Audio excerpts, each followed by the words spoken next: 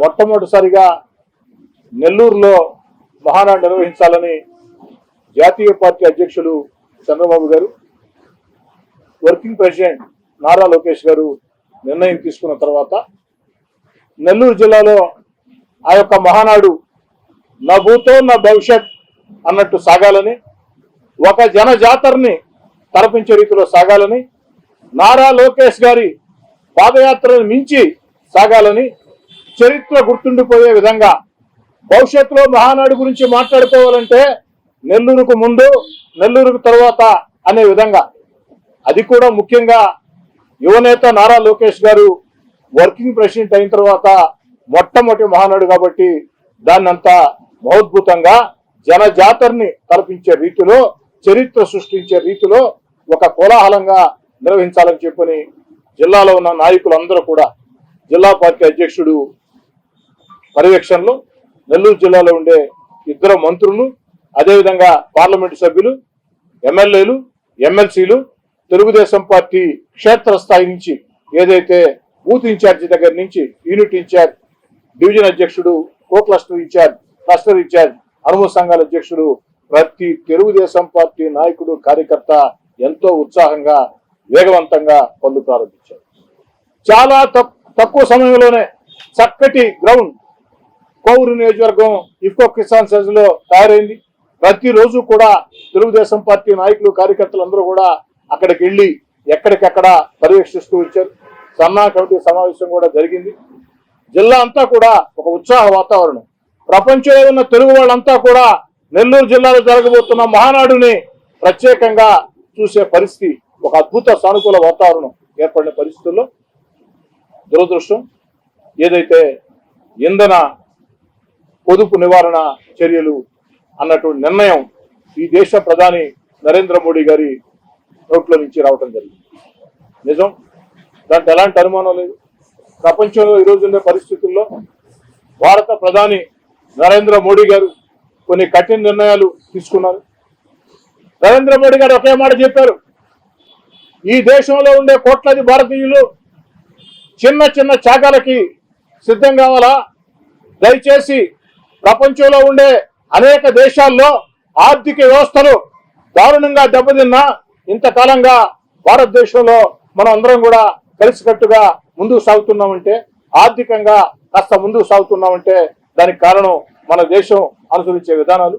ఈ పరిస్థితుల్లో మన ఆర్థిక వ్యవస్థ దెబ్బతినకుండా ఉండాలంటే, ప్రపంచంలో ఒక శక్తివంతమైన దేశంగా మనం ఉండాలంటే ప్రజలు కూడా కొన్ని త్యాగాలు చేయాలా అన్న ఆలోచనతో కొన్ని పిలుపులు ఇవ్వడం జరిగింది.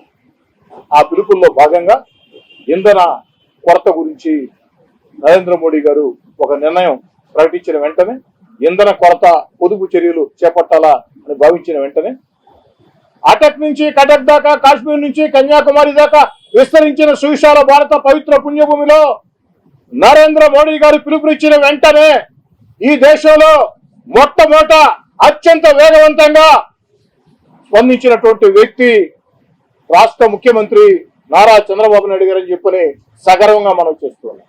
వెంటనే నరేంద్ర మోడీ గారి మాటల్ని, ఆ యొక్క సూచనలు తీసుకుని ఒక భవిష్యత్ గురించి చక్కటి ఆలోచన చేసే వ్యక్తుల్లో చంద్రబాబు గారు ఒకరు.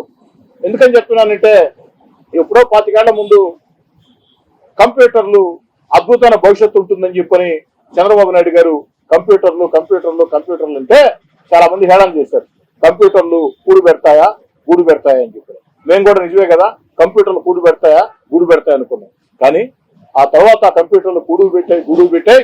ప్రపంచంలో ఉండే కంప్యూటర్ ఉద్యోగుల్లో అత్యధికులు తెలుగు వాళ్ళంటే దాని అర్థం ఆనాడు అందరికంటే ముందు, ఆనాటి దేశ ప్రధాని కంటే ముందు చంద్రబాబు నాయుడు గారు కంప్యూటర్ రంగంలో చేసినటువంటి కృషే దానికి కారణం. మరి ఈనాడు ప్రపంచం అంతా క్వాంటమ్ వ్యాలీ అంటుంటే ఆ క్వాంటమ్ వ్యాలీ హబ్ గా ఆంధ్రప్రదేశ్ ని తయారు చేయబోతున్న తీరు. అందుకే భవిష్యత్తుని చక్కగా విశ్లేషించే, భవిష్యత్తును చక్కగా ఊహించే, భవిష్యత్తులో ప్రజలకి మరిన్ని మేలు జరగాలంటే ఏ చర్యలో ఎప్పటికప్పుడు ఆలోచన చేసే రాజనీతిజ్ఞుడు చంద్రబాబు నాయుడు గారు నరేంద్ర మోడీ గారి మాటల్ని వచ్చిన వెంటనే ఆ యొక్క మాటల్ని, ఆ యొక్క సూచనలు తీసుకుని ఇంధన పొదుపు చర్యల్ని ఆంధ్రప్రదేశ్ లో కూడా చేపట్టి ఎక్కడికక్కడ ఆ యొక్క మంత్రులు కానీ, ఏదైతే శాసనసభ్యులు కానీ, ఐఏఎస్ అధికారులు కానీ, మామూలు అధికారులు కానీ, ఉద్యోగస్తులు కానీ వీరందరూ కూడా ఇంధన కొరత పొదుపు చర్యల్ని పాటించండి, చక్కటి సూచనలు సలహాలు ఇవ్వండి అని చెప్పని పిలుపునిస్తూ, అయితే నేను పిలుపునివ్వటమే కాదు, నేను సైతం చేసి చూపిస్తానని చరిత్రలో మొట్టమొదటిసారిగా మహానాడు నిర్ణయం ప్రకటించిన తర్వాత, కరోనా సంక్షోభ సమయంలో కరోనా కాబట్టి ఆనాడు సాంకేతికత ఆధారంగా మహానాడు జరిగింది.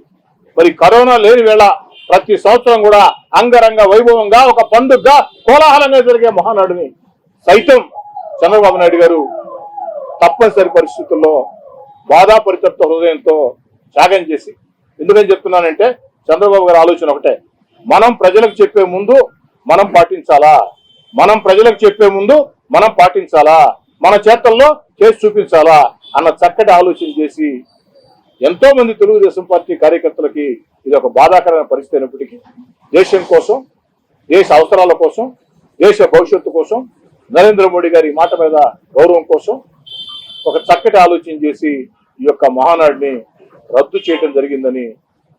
మహానాడిని రద్దు చేయడమే కాకుండా ఈ యొక్క మహానాడిని టెక్నాలజీ ఆధారంగా ఎక్కడికక్కడ, సాంకేతికత ఆధారంగా ఎక్కడికక్కడ ఆ యొక్క మహానాడిని నిర్ణయించాలా. కేంద్ర కార్యాలయంలో ఏదైతే ఆహ్వానితులు ఉంటారు, అదేవిధంగా క్షేత్రస్థాయిలో నియోజకవర్గమా, మండలమా, క్లస్టరా అన్నది ఆలోచన చేసి ఎక్కడికెక్కడ ఎక్కువ మందికి ఈ మహానాడు సందేశం చేరాలా. ప్రతి సంవత్సరం మహానాడు లాగే రాజకీయ తీర్మానాలు ఉంటాయి, రాష్ట్ర భవిష్యత్తు కోసం తీర్మానాలు ఉంటాయి, ప్రజా సమస్యల మీద చర్చ ఉంటుంది. గత వైఎస్ఆర్ కాంగ్రెస్ పార్టీ పరిపాలనలో విధ్వంసమైనటువంటి వ్యవస్థల గురించి ఉంటుంది. భవిష్యత్ ఆంధ్రప్రదేశ్ కి చంద్రబాబు గారు చేసే దశ దిశ ఉంటుంది. అదే మహానాడు చక్కటి తీర్మానాలు ఉంటాయి, చక్కటి చర్చా కార్యక్రమాలు ఉంటాయి. కానీ మహానాడిని నెల్లూరులో బహిరంగంగా భారీ ఎత్తున చేస్తే కొన్ని వేల వాహనాలు ఆ యొక్క ఇంధనం ఆ యొక్క ఆదా చేయాలా, దాన్ని 10 మంది కూడా ప్రజలకు కూడా ఒక స్ఫూర్తినిచ్చే విధంగా ఉండాలనే ఉద్దేశంతో ఈ మహానాడుని హంగు ఆర్భాటాలు లేకుండా సాంకేతికత ఆధారంగా నిర్వహిస్తున్నారు. మనస్ఫూర్తిగా ఒక పక్క నెల్లూరు జిల్లాలో ఈ మహానాడు అంగరంగ వైభవంగా జరగలేదే అన్న బాధ ఒక పక్క ఉంది. కానీ మరో పక్క ఈ దేశం ఉండే పరిస్థితుల్లో నరేంద్ర మోడీ గారి ఆలోచనని చంద్రబాబు నాయుడు గారు అమలు చేశారు. బాబు గారు కూడా ముందు చూపున్న నాయకులు కాబట్టి ఈ విషయం ప్రజలకు మొత్తం తెలియజేసేదానికి చెప్తూ తెలుగుదేశం పార్టీ కార్యకర్తలు, నాయకులు అందరికి కూడా మనం చేస్తూ ఉన్నా ఈ యొక్క మహానాడు సాంకేతికత ఆధారంగా జరుగుతుంది.